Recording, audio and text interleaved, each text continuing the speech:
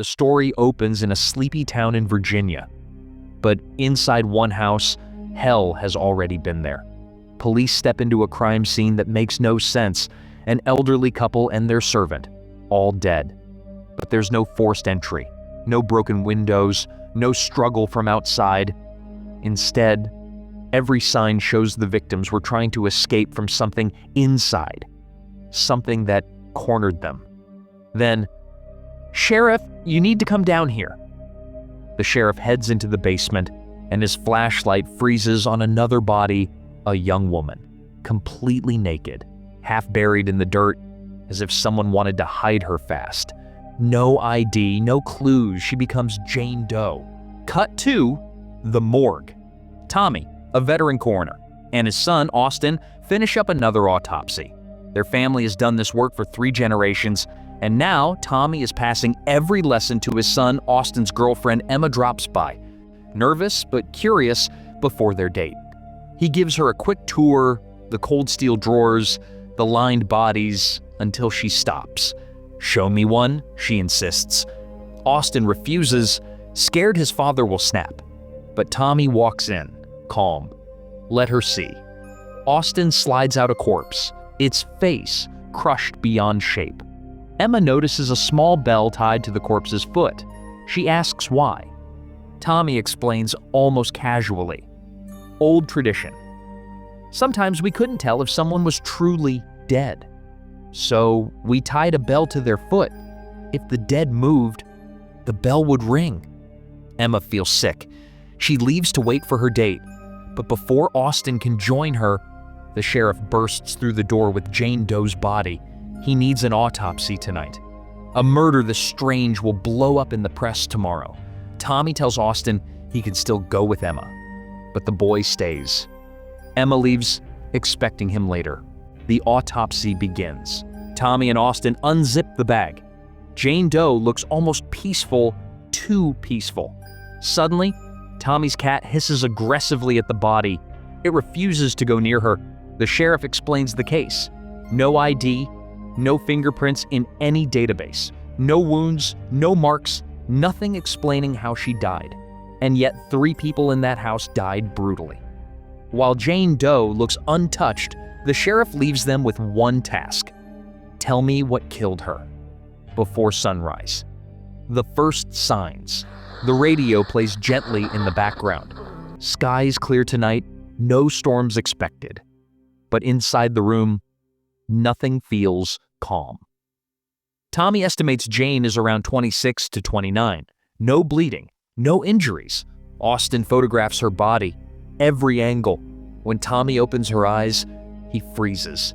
Her eyeballs are milky white, something that happens when someone has been dead for days, but her skin looks fresh, like she died hours ago. Her skin is ice cold, far colder than normal. Nothing matches. Austin notices her waist, unnaturally thin, like she was shaped by force. Then Tommy finds it. Both of her wrists, both ankles completely shattered internally. But her skin, perfect. Not a single bruise. Inside broken, outside untouched. That's impossible.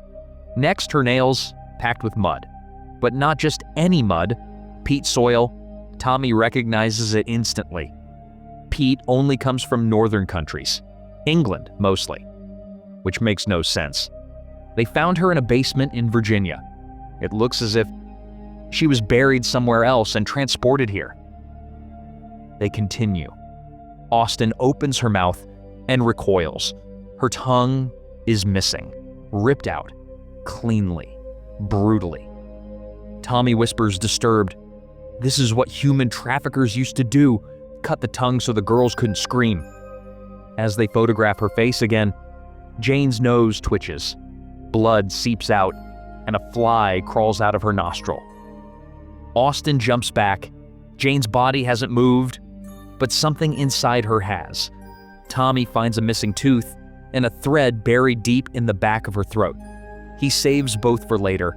When he examines her private area, he finds internal wounds that only deepen the mystery. Nothing matches.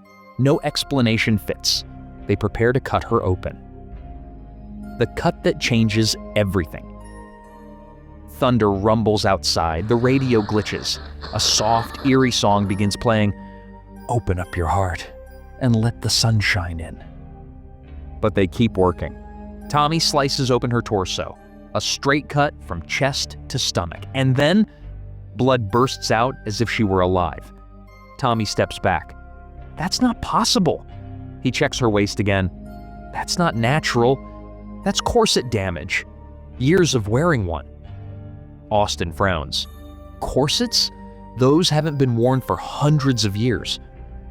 Tommy says nothing because in front of them lies a woman who looks modern, but whose body tells a story centuries old. Austin frowns and whispers, but corsets were worn hundreds of years ago. Tommy freezes for a moment because Austin is right. This girl had no business having a centuries-old deformity. Tommy cuts deeper into the chest cavity, and then he stops. His face drains of color.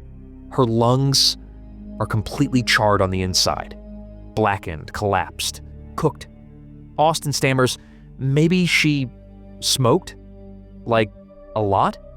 Tommy shakes his head slowly.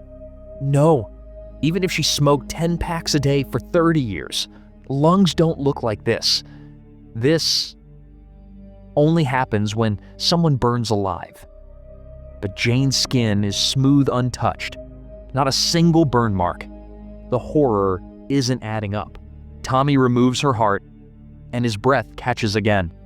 Knife marks, deep ones, dozens of them. Not just on the heart, all over her internal organs. Austin whispers, but there's no cuts outside. How do you even torture someone like that without leaving a single mark? Austin hears something. A faint thud. Then footsteps. He slowly turns toward the corridor. A long mirror hangs on the wall.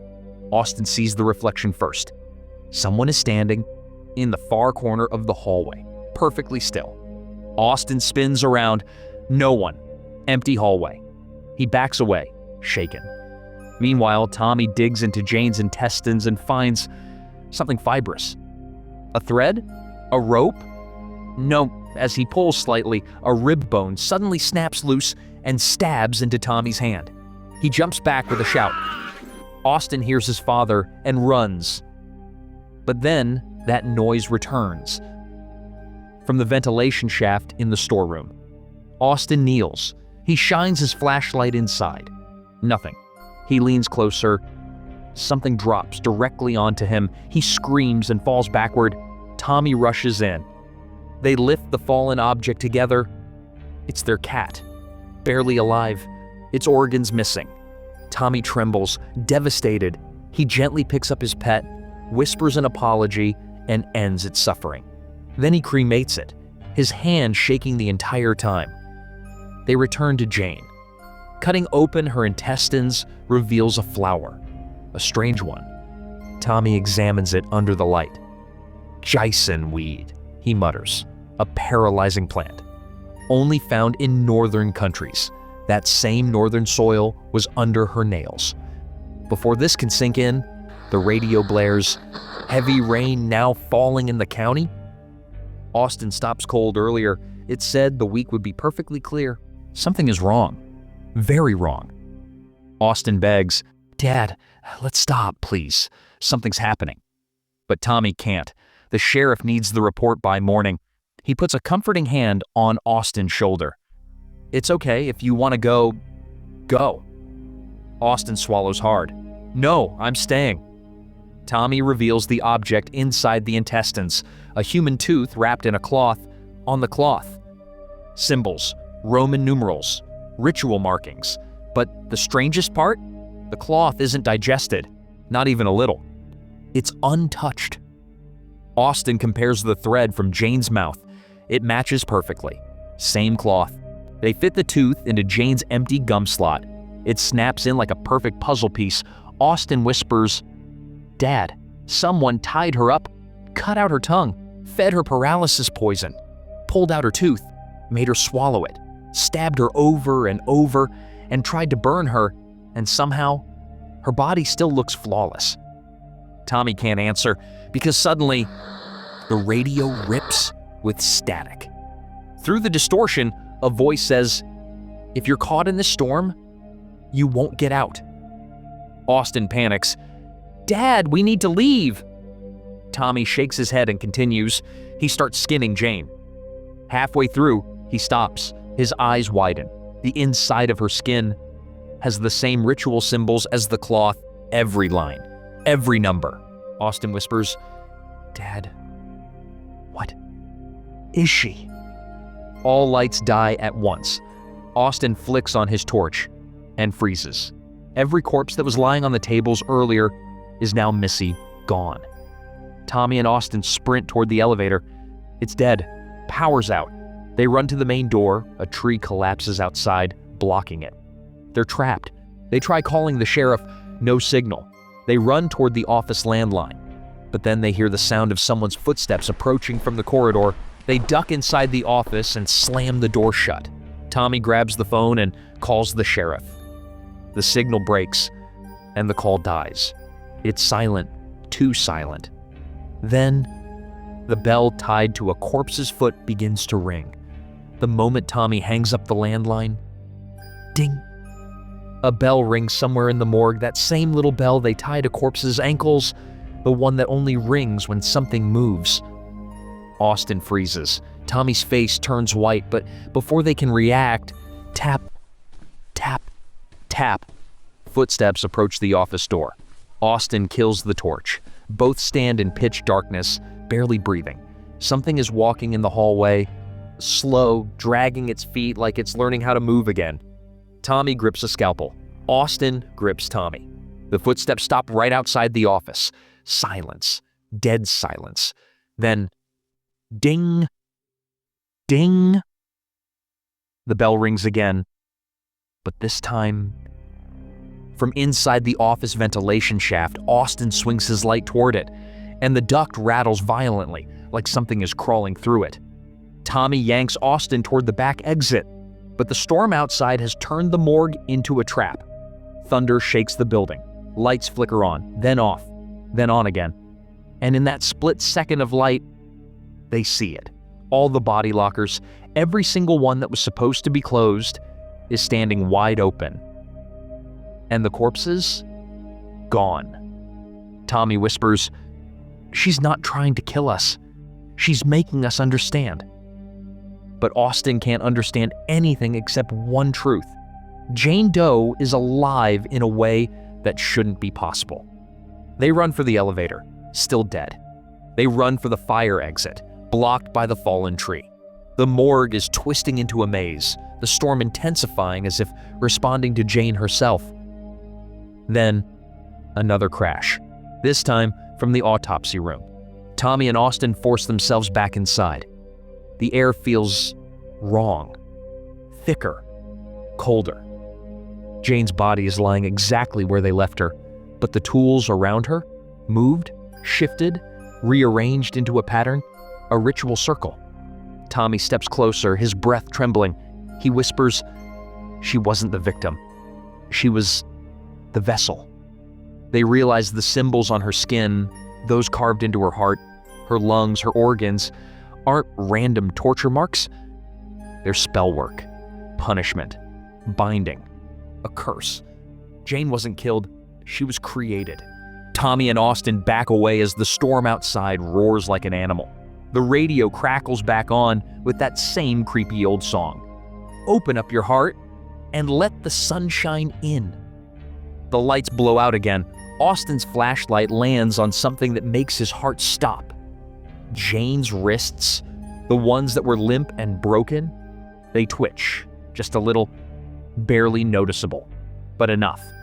Tommy yells at Austin, "Get the fire! Fire destroys Pete! It weakens whatever she is!" As Austin rushes to the cremation chamber, slam! The door to the autopsy room shuts on its own. Tommy is trapped inside. Austin pulls the door, won't budge. He hears Tommy screaming from the other side as something crawls toward him. Austin screams his father's name. And then, silence. When the door finally swings open, Tommy is lying on the floor, gasping, bleeding, ribs crushed inward by invisible force. Jane Doe hasn't moved an inch, but every cut they made on her body, every incision, now appears on Tommy's. It hits Austin like lightning. She wants us to feel what she felt. Tommy pleads for his son to finish the autopsy. Complete it, or she won't stop. Austin sobs but nods. Hand shaking, he performs the final examination.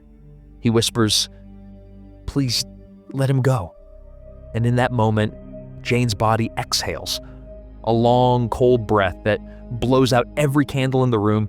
Tommy screams as his bones bend, twist, and snap. And Austin watches as the same horrors they found inside Jane, burn marks, stab wounds, crushed organs, all manifest on his father's body until Tommy lies still. Austin collapses, sobbing, alone. Just as the elevator dings on its own, its doors slide open. Inside stands a shadow, not walking, not breathing, just waiting.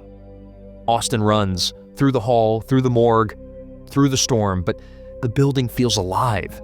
Doors slamming shut, lights flickering, the bell ringing endlessly behind him. He reaches the stairwell, slips, falls, and everything goes dark.